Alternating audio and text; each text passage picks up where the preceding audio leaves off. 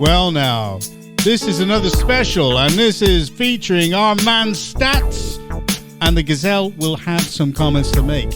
And again, we're actually recording this knowing that our man, the Raven, is ill. Oh, Steve, can we have an R from everybody? So there was not a single R for anybody. Sorry, Raven. No sympathy here. You can have a go. All right. Okay, well, let's go straight into this now. Okay, and let's get on with it. So, quick intro. From primary schools to universities, our education system has been under attack for some time in the form of political party policy, cultural Marxism, second-generation Frankfurt School ideology. Stats, what's going on? It's a mess again, isn't it? Again, for 1,000 years, our education system's progressed, and now it's under attack. Again, from lots of different angles. So should we go through some of them, or should we explain what this Marxist stuff is? I think everyone should probably know about this identity politics now, but they're trying to separate, let's say, distribution of wealth, property and land over not just class struggle now, but it's racial, it's gender, it's sexuality. They've branched out now because I think these communists, when they first came from Frankfurt to America, they infiltrated the American universities. They realised that the masses weren't really going to rise up for the class war. So they've thrown a lot of other stuff in there, and they've kind of gone down the Mao route with the culture thing, but just not as violent. But I've got a feeling that's where it's going to end up. But we kind of call it woke, don't we now? So we'll leave it at that. I think one of the first places it comes from, attacking our systems, is these equality and diversity organisations and charities. Yeah. Now, we discussed this, didn't we, in the gender special? I'm just going to plug that one. We did a gender special on the 28th of the 1st, 23. That's right. And we went into depth about where this came from, etc., and how it's spread. I think we also mentioned it on the podcast as well on the 24th of the 1st, 23. We should be saying now to everybody, and don't forget to like and subscribe. Yeah, because I went through, didn't I, where all the schools now me report now how gender identity, which is a part of it, came in. But these charities and these organisations in primary schools, you've got the likes of, we discussed Mermaids and Stonewall and the No Outsiders programme. Now they're coming into schools and they're misrepresenting the Equality Act, they're training staff, and they're supplying non-evidence-based material. And it's all, again, coercing our children for this gender identity ideology. They're also in universities. Now you've got charities like Advanced HE. Now they give awards to universities, to those implementing their charters on race and equality. So what they're basically doing is they're wiring this ideology into the fabric of all our educational institutions. Because that's the only way that they can actually further their aims. And they've got to do it with the children. And I'm totally against that. Yeah, they're doing this by this racial bias training, we're all you're born racist and you've all got these biases you're not aware of, whatever. And then the decolonisation, the anglicisation, as we call it, of the curriculum. In high schools, we've got teachers who are just woke, basically. We've seen a video this week, haven't we, where you're not allowed an opinion anymore in schools. So you've got these woke teachers and these professors. Maybe we can go into that in a minute. But with regards to these charities, something's got to be done. They should not be in the education system. No. We should be teaching our kids knowledge to learn factual, evidence-based. English. History. But they're bringing politics in. And we don't need it. A nice form of politics either, is it? The kids are fighting back against it. You can tell because you can hear more and more of them arguing back with the teachers. And the kids are being accused of not being inclusive. And they're saying, well, there's only two genders, male and female. That whole row started over someone identifying as an animal. You've got cats, you've got dinosaurs. This was the best one. One who wears a cape and identifies as the moon. So these children had said they must have something wrong upstairs. And the teachers rinsed into them, you need training on equality and diversity. It's programmed into the teachers. They're like robots. They're just taking these orders. They're not using their mind to think, well, I'll look into this stuff and see if it's actually real, based in reality. They're literally just punishing the children for just saying, what's this woke nonsense? Can we just deal in reality, please? Well, what about that teacher who was suspended for refusing to use transgender students' preferred pronouns and names. He's facing having to remortgage his home due to mounting legal costs. Well, the new guidance that's going to be coming out, it leans to, if it's true, it's going to tell schools, I think, that you don't have to do that. Well, maybe with the parents' permission, but it depends how far they go with this. I've heard they're going to, with parents' permission, you can use pronouns in school, and I've heard that it might just outright ban them.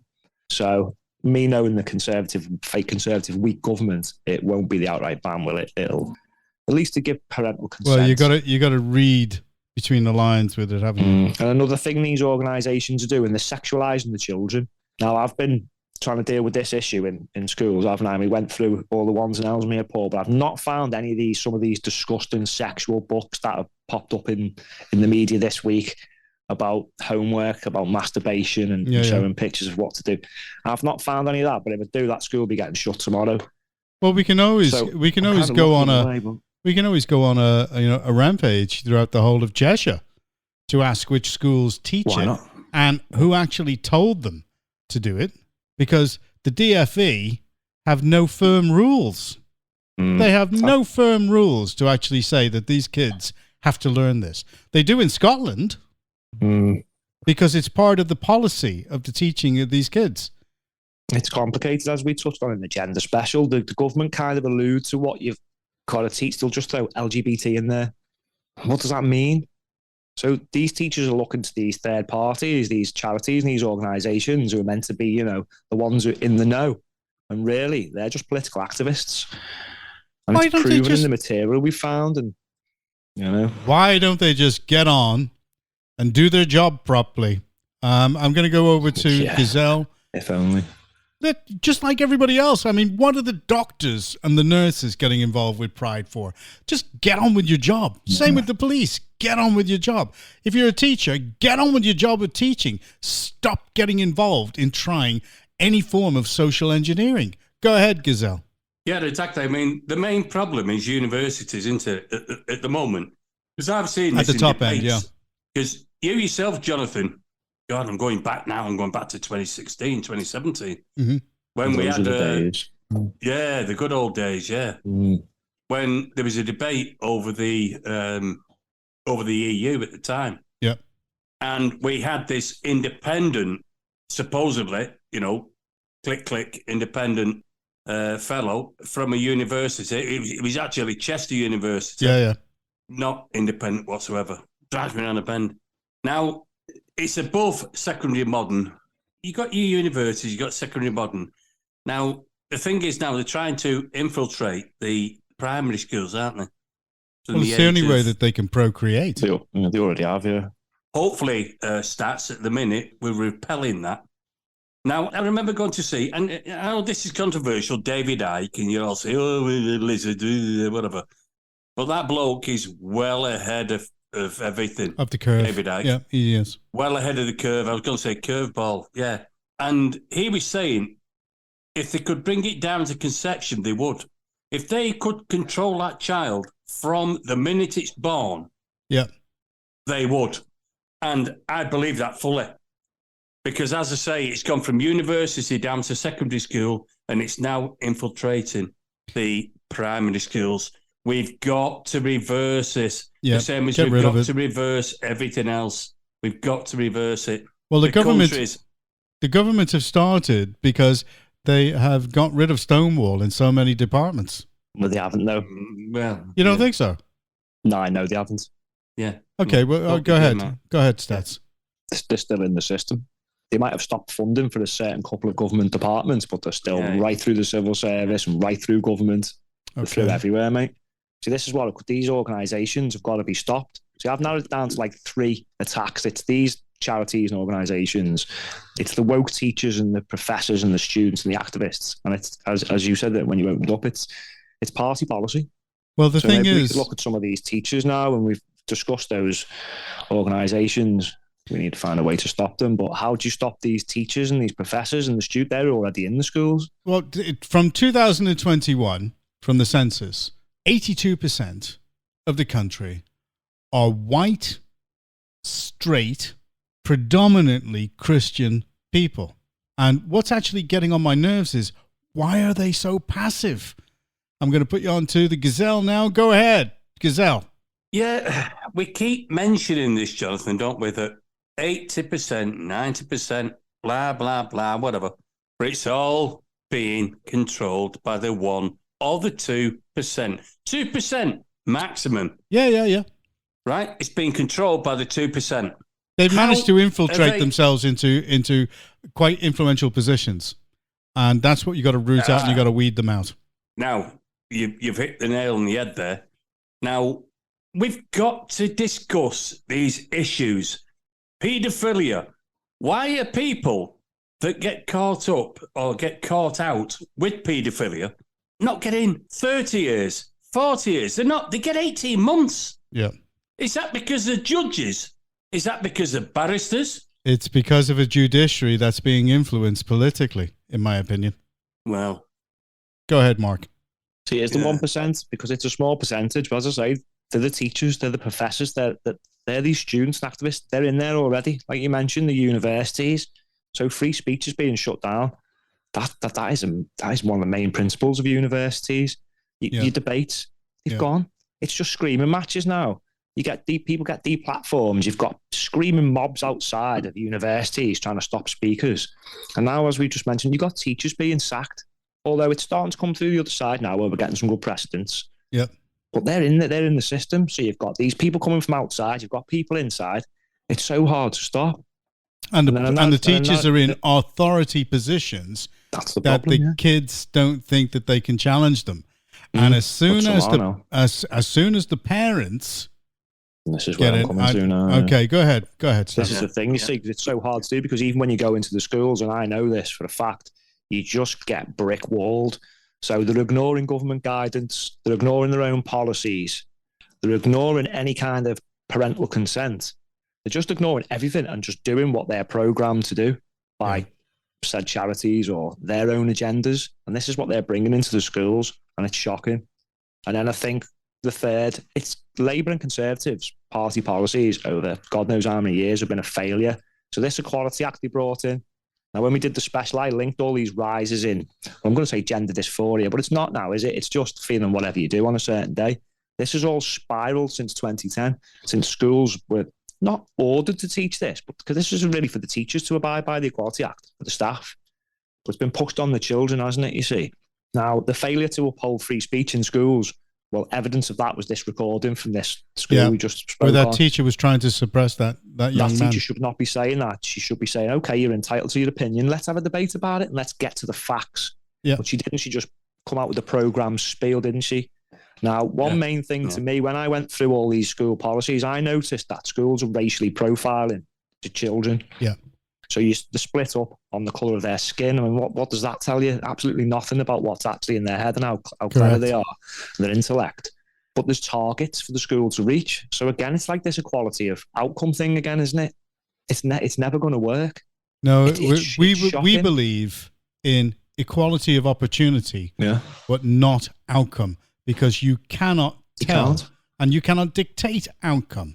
No, you can't. But they're trying based on the colour of someone's skin. That's right. It's just madness. Well, they tried it in they tried it in the RAF, with the pilots. They're saying, we don't want the stupid white pilots. Yeah, they tried it in Germany too once, and that failed, didn't it? So. Yeah, well, it is turning. I am far more hopeful about what's going on, and these people are being outed. They just need to be weeded out. And you notice that all of this stuff has fermented and fomented from the lockdowns. A lot of people had a lot of time to plan things. It was coming through before that as well. I mean, you've had not as much though, Mark. Not as heavy as it's happened now. You've had Marxists in our system for years, in governance and things, and they're putting through policies into schools. For instance, grammar schools, John. Yeah. Scrapped. No more new grammar schools. So basically, the socialist, communist, whatever you want to call it, they've dragged everyone down to the lowest common denominator instead of pushing everybody up. Yeah. It's hard now for kids to better themselves because they're all just expected to just all be the same, all be equal. Well, that's not how it works, mate. No, it doesn't. I narrowed it down to these charities, this outside influence. Then you've got like you just said, the minority who are actually inside the schools infiltrating it, the teachers. I mean, we're going to look at some ways where we can maybe try and fix this, some solutions. I think some of them are going to fix themselves. I mean, because once you polarize opinion to the point where you are setting one person against another, then obviously a certain cohort of the society are going to win, because pure logic. There are more of us. Yeah. It's as simple as that. It's pure logic. It's pure logic. I've got a list of things we could do, John. I mean, the Constitution forbids foreign influence over our laws and our society. Yep. Maybe it's time to start maybe clamping down on Marxism. I mean, it's difficult to ban an ideology, but they did it with these Nazi groups. And they also, just banned the groups. And also to introduce legislation to say it's not a hate crime to disagree. No. It's not a hate crime to offend you. It's not a hate crime. Well, we should introduce a hate crime to say, and if you burn one of our Bibles or insult, a Christian church, we're going to have you. Why not anti-English? Because, look, I'm not being funny, but we're expected to bend over backwards for all these other alien cultures while our own culture is being attacked. Now, that needs to end. But what we've got to do is we've got to enforce this guidance. What's the point of it? What's the point of having government guidance when schools ignore it and there's no comeback? So I think there's going to have to be some literal punishments now. Yes. Some accountability. I'd even go as far as to say I'd sack teachers who weren't teaching evidence-based material. If it's not evidence-based, politically biased, they're gone. And stop this racially profiling children. Yeah. This diversity thing, it's got to stop. And we need to enforce free speech. I'd remove all these charities. I'd ban them from having any influence over schools, keep it all evidence-based, non-political. In schools as well, what they've got to stop doing is they've got to stop pushing the mainstream media's agenda in schools. Because I know in assemblies every week in some schools, they go through the topic of the week. So it'll be Greta Thunberg or it'll be whatever Labour are banging on about. Get back to the core subjects. Remove all the woke staff. As soon as you do anything, you're gone. And teach proper English values, not this made-up British values of multiculturalism, which really isn't working at all, is it? No, it's not. And neither is the pluralism in the society. And it doesn't help when the Archbishop of Canterbury makes one of the trans people an archdeacon, because they're just rubber stamping things. It is sad because this overlapped to our third part of the special last week, which was the church. Was it the church last week? No, Constitution last week. The church before, doesn't it? It was quite sad to see when I went through all those schools in Ellesmere Port who were either promoting gender identity or heavily pushing it. You would have thought the religious schools would have been the ones who weren't. That's right. But some of them were the ones pushing it the hardest, and that really surprised me, actually. The Muslim-controlled schools won't have anything to do with it. It's the one thing in which it's the one thing that we do come into agreement with them. Yeah, but it's the same as you said, Jonathan, that you've got the Christian Archbishop Wellesby and all this lot and promoting it. Pushing it. It's a major problem. Major problem. It's got to stop. And that's the only way that we can actually salvage this. And we've got to stop it. We've got to stop the multiculturalism. We've got to stop the pluralism.